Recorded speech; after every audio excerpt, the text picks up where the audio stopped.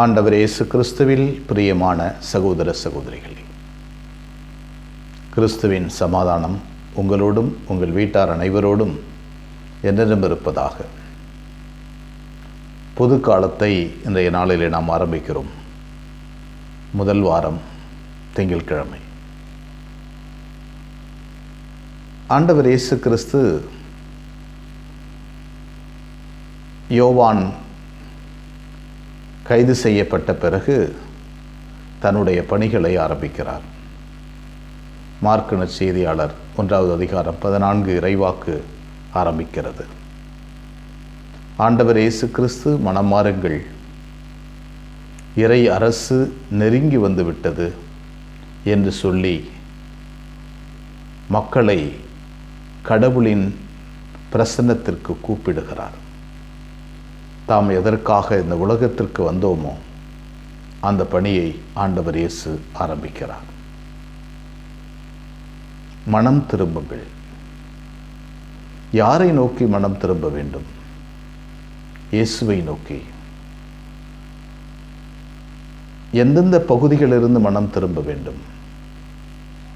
நம்முடைய எண்ணங்கள், நம்முடைய ஓட்டங்கள், நம்முடைய செயல்பாடுகள், நாம் யோசிக்கின்ற விதம், நாம் நம்பியிருக்கின்ற பொருள்,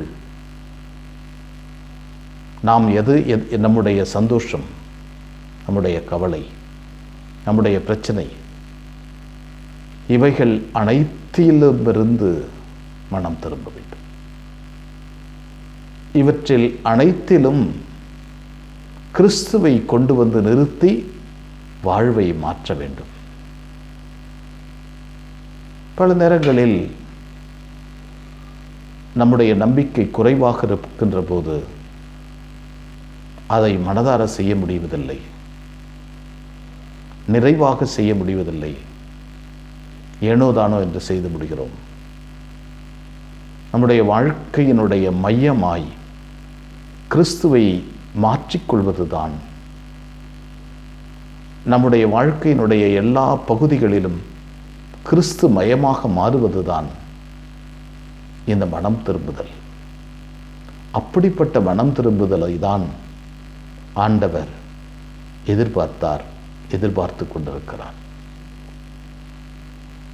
வலைகளை விட்டுவிட்டு இந்த 4 சீடர்களும் வெளியே வந்தார்களே, இந்த வலைகள் பழைய வாழ்க்கை முறை,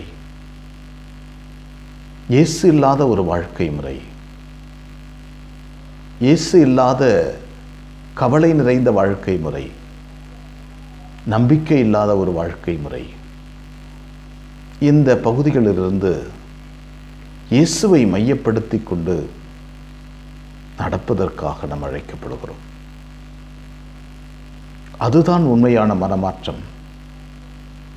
அந்த மனமாற்றத்தை தான் ஒவ்வொரு நாளும் நம்மிடம் ஆண்டவர் எதிர்பார்க்கிறார். இயேசுவை நம்பி வாழுதல் என்பது சாதாரண விஷயம் அல்ல. நம்மை சுற்றி ஏராளமான முட்கள் நிறைந்திருக்கின்றன. உலக மாயையும் செல்வ கவர்ச்சியும் நம்மை கவர்ந்து இழுக்கிறது. இதை தாண்டி ஒவ்வொரு நாளும் இயேசுவுக்காக முடிவெடுக்க வேண்டும் என்பது சவால் நிறைந்த விஷயம். ஒவ்வொரு நாளும் இயேசு மனம் மாறுங்கள், நற்செய்தி நெருங்கிவிட்டது என்று சொல்லுகிறார். இறையரசு நெருங்கிவிட்டது என்று சொல்லுகிறார். ஒவ்வொரு நாளும் நாம் முடிவெடுக்க வேண்டும். ஒவ்வொரு நாளும் இயேசுவுக்காக முடிவெடுக்க வேண்டும். ஒவ்வொரு நாளும் இயேசு மயமாய் நம் வாழ்வு மாற வேண்டும் என்று முடிவெடுக்க வேண்டும். அதுதான் நம்முடைய வாழ்வு முறை. அதைதான் என்று ஆண்டவர் எதிர்பார்க்கிறார். என்னுடைய வலைகளை பின்னால் விட்டுவிட்டு, என்னுடைய படகை விட்டுவிட்டு, என்னுடைய பழைய வாழ்க்கை முறையை விட்டுவிட்டு, என்னுடைய பழைய கவலைகள், பிரச்சனைகள், தொல்லைகள் எல்லாவற்றையும் பின்புறமாக விட்டுவிட்டு இயேசுவை நோக்கி நடப்பதுதான் இந்த மனமாற்றம். அந்த மனமாற்றத்தை நோக்கி ஒவ்வொரு நாளும் செல்ல கடவுள் அருள் வேண்டும். அந்த அருளுக்காக காத்திருப்போம். எங்களை நேசிக்கின்ற விண்ணக தந்தையை போற்றுகிறோம். முது அருளை தாரும் ஆண்டவரே, முது வல்லமையை தாரும். நீர் எங்களுக்கு இடைவிடாத முதருளை பொழிந்து கொண்டிருக்கிறீர், வல்லமையை தந்து கொண்டிருக்கிறீர். எங்கள் வாழ்க்கை முழுவதும் உமது வல்லமையை தாரும், சக்தியை தாரும், ஆற்றலை தாரும். உமது பிள்ளைகளாய் நாங்கள் வாழ வரம் தாரும். எப்போதும் உமது முன்னிலையிலிருந்து பிரிந்து விடாமல் இருக்க வரம் தாரும். ஆண்டவரே, உம்மயமாய் நாங்கள் வாழ வேண்டும், உம் பிரசன்னத்தை நாங்கள் இருக்க வேண்டும். அப்படிப்பட்ட ஒரு அழகான வாழ்க்கை முறை எங்களுக்கு வேண்டும். எங்களுடைய பழைய வலைகளை விட்டுவிட்டு நாங்கள் வர வேண்டும். அதை விட்டுவிடுதல் என்பது வலைகள் பின்னலானது. ஏதாவது ஒரு பகுதி எங்கள் கால்களை பிடித்து இழுக்கும், கைகளை பிடித்து இழுக்கும், எங்கள் சிந்தனைகளை பிடித்து இழுக்கும். ஆண்டவரே, இந்த வலைகளிலிருந்து வெளிவர உமது அருளை தொடர்ந்து எங்களுக்கு தாரும். ஒவ்வொரு நாளும் வலையிலிருந்து வெளிவர உமது அருள் எங்களுக்கு வேண்டும் ஆண்டவரே.